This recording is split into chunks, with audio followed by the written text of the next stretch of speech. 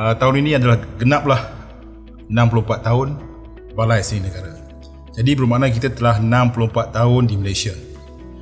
Selepas 64 tahun kita menjalani proses menjalankan aktiviti kita yang utama seperti mengumpul, mempamer, menyelidik dan menjalankan aktiviti seni visual di Malaysia.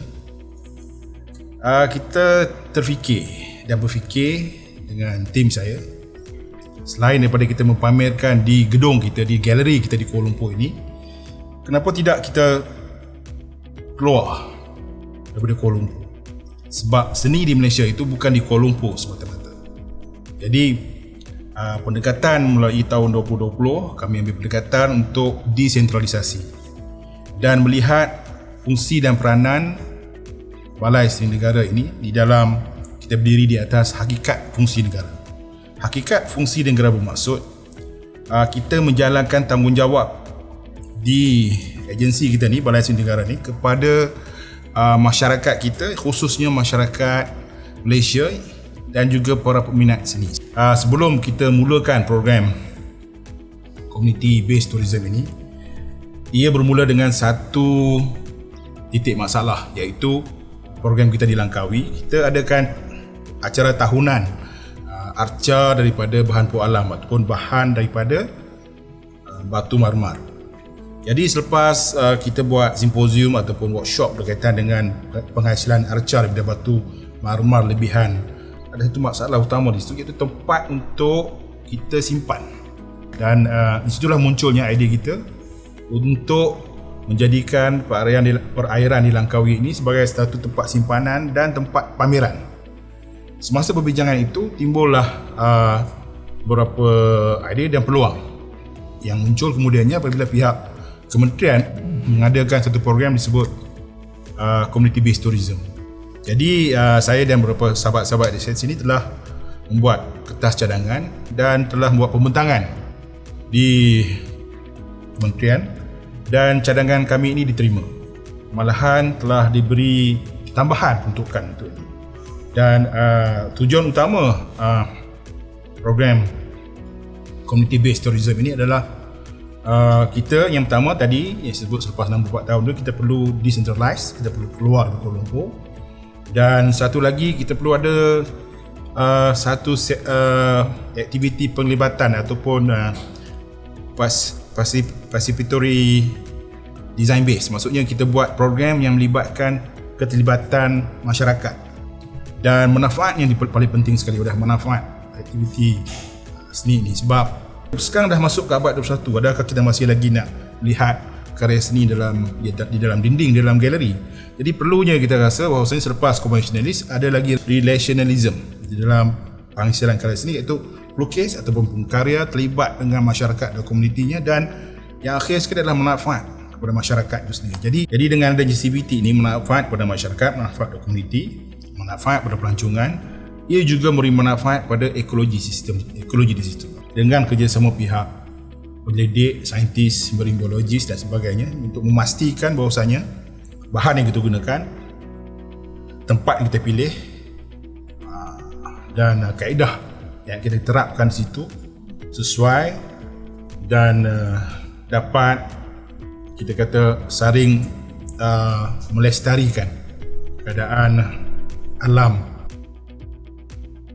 Kita maklum bahawasanya selepas setahun kita merdeka, 7 Merdeka 58, Balai Seni Negara telah ditubuhkan dengan Akta Pembangunan 194, Akta Pembangunan Balai Seni Lukis Negara.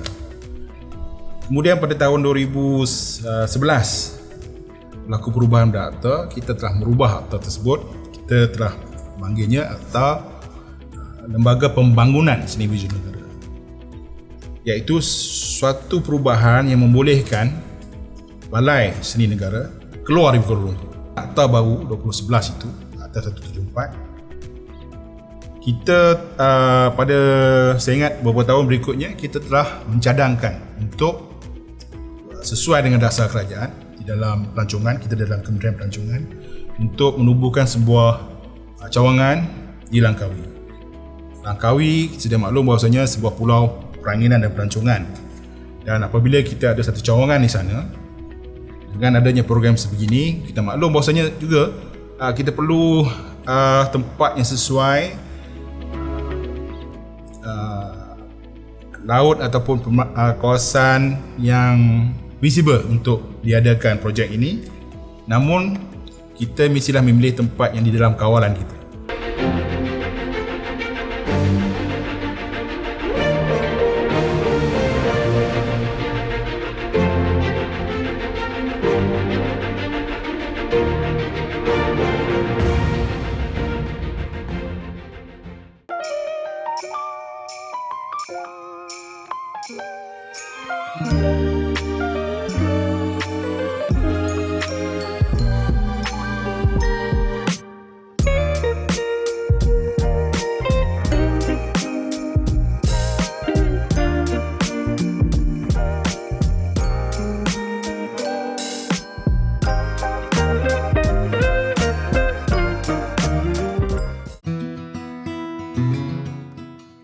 Program ini berlangsung di pengkalan Kampung Kumba Badak bermula daripada 1 Mac sehingga 31 Mac 2022.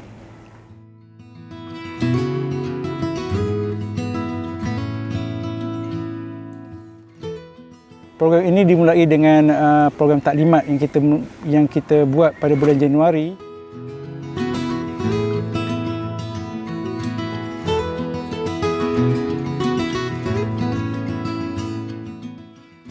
Dari situ kita bawa artis-artis yang terlibat, selama 9 orang yang terlibat artisnya, ke lokasi yang akan kita tenggelamkan acara ini, iaitu di Pulau Pasir. Jaraknya lebih kurang dalam 4 km daripada pengkalan Kampung Kumba Badak ini sendirilah. Kita melihat kepada keberadaan Balai Seni Negara di Langkawi, yang mana kita tahu bahawa perairan Langkawi adalah kaya dengan kepulauan, dan di situ kita melihat topografi Langkawi itu sendirilah.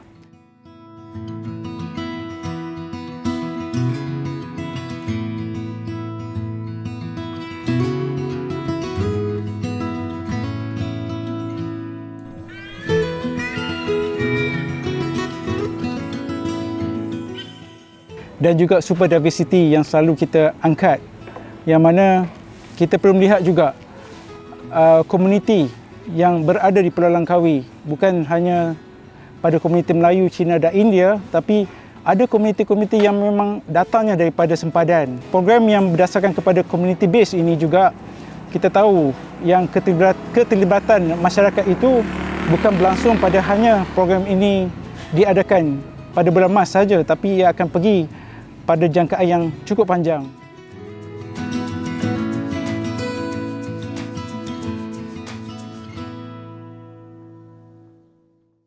Langkawi kaya dengan cerita rakyat, mitos dan juga hikayat yang membawa kepada adanya Langkawi. Jadi projek yang kita akan tinggalkan kepada masyarakat juga adalah projek yang mana masyarakat boleh bercerita, yang dekat, yang memang itulah kepunyaan masyarakat. Kita angkat mitos Langkawi dengan adanya mahsuri. Kita angkat mitos-mitos dengan adanya beras terbakar. Kita angkat mitos dengan adanya belanga terbalik dan sebagainya.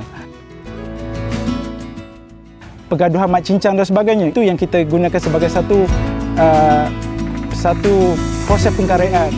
Dan ada juga artis yang terlibat dengan keterlibatan masyarakat itu sendiri. Setiap karya itu dihasilkan, artis akan pergi kepada komuniti untuk mendapatkan sekat-sekat material dan sebagainya.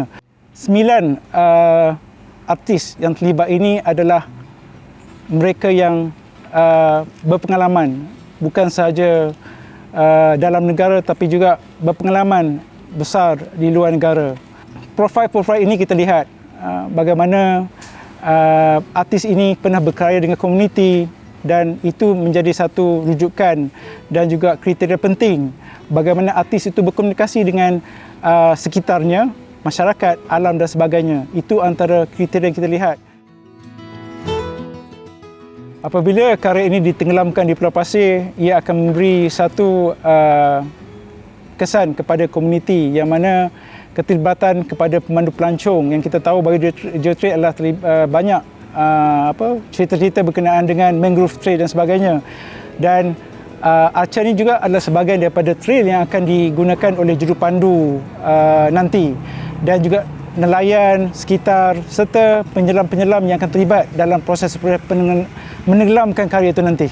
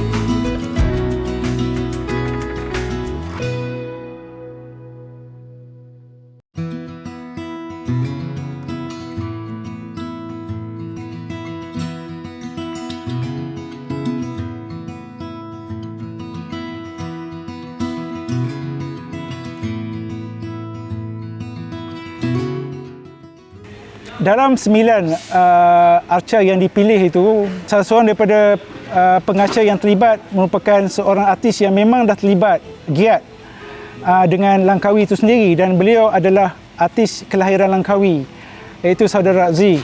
Dan keaktifan itu menjadi satu indication kepada beliau terlibat. Program ini berdasarkan kepada time base, promosi dan sebagainya akan berlaku panjang. Daripada fasa pertama proses riki, masuk pada fasa kedua penghasilan karya, fasa ketiga kepada survey, bentik survey yang melibatkan topografi dasar laut bagi memastikan ekologi marine sesuai untuk dideploykan karya berkenaan, melibatkan proses-proses deploy itu nanti pada bulan Mac, dan juga pendidikan yang kami cadang selepas karya ini dilabuhkan.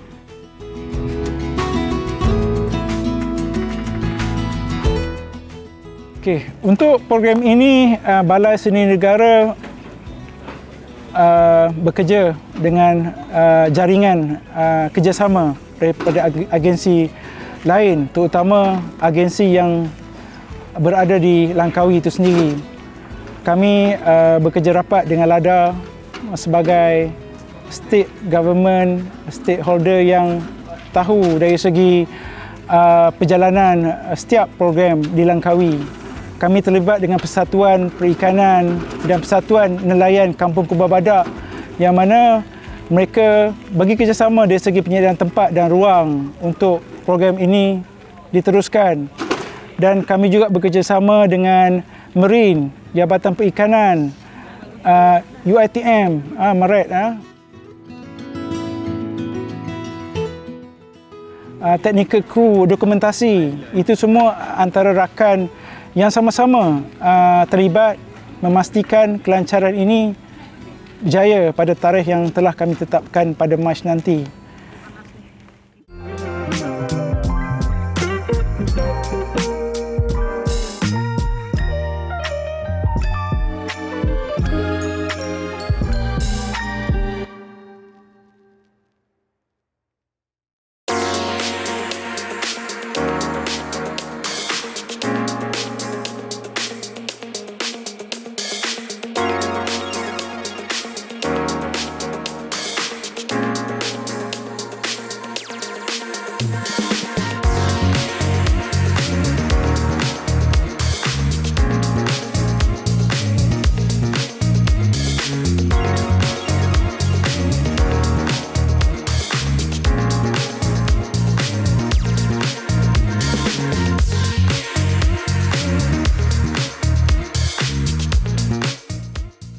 Balai Seni Negara Langkawi sebenarnya diwujudkan di sini dan mula beroperasi pada tahun 2019, dan kita masih lagi dalam peringkat dalam nak mengenali ground, mengenali kedudukan kita di sini.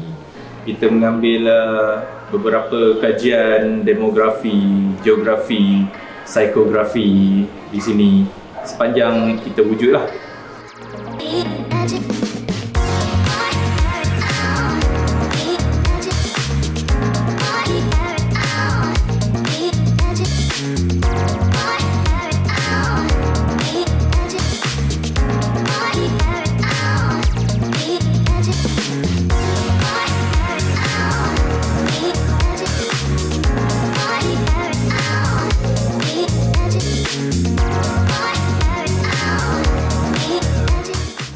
Balai Seni Negara Langkawi ternyata berbeza dengan HQ sebabkan kita di sini lebih menekankan kepada program upskilling dan reskilling lah. Jadi apabila kita cakap mengenai upskilling, iaitu tingkat kemahiran, kita membantu komuniti di sini. Komuniti yang mungkin ada kemahiran seni sebelum ni dan kita tingkatkan kemahirannya, upskilling. Dan reskilling ialah seperti mana yang baru ini berlaku di Ubang Badak. Kita memberi satu kemahiran yang baru. Jadinya set skill yang baru boleh memberi manfaat pada mereka lah, penggiat seni di sini. Kita di sini sebenarnya kita menyediakan platform.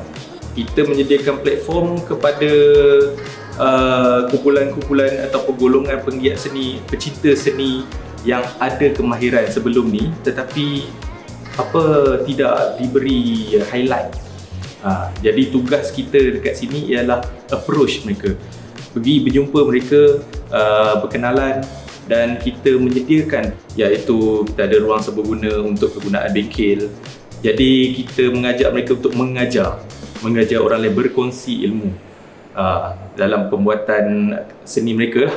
Jadi lepas daripada bengkel tu kita ada sesi postmortem. Dalam kewujudan kita serve untuk dua benda. Satu community and then satu lagi society.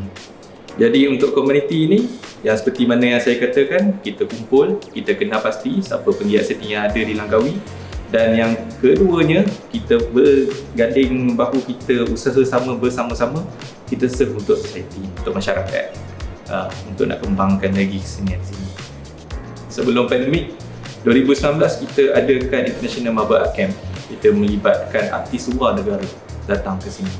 Okey, daripada situ dia mula grow kepada second program IMAC, International Marble Art Camp yang kedua tahun lepas. Artisan-artisan yang ada di Langkawi mempunyai latar belakang yang begitu menarik pada saya sebab definisi artisan di Malaysia kita tidak boleh disamakan seperti definisi artisan yang berada di negara lain.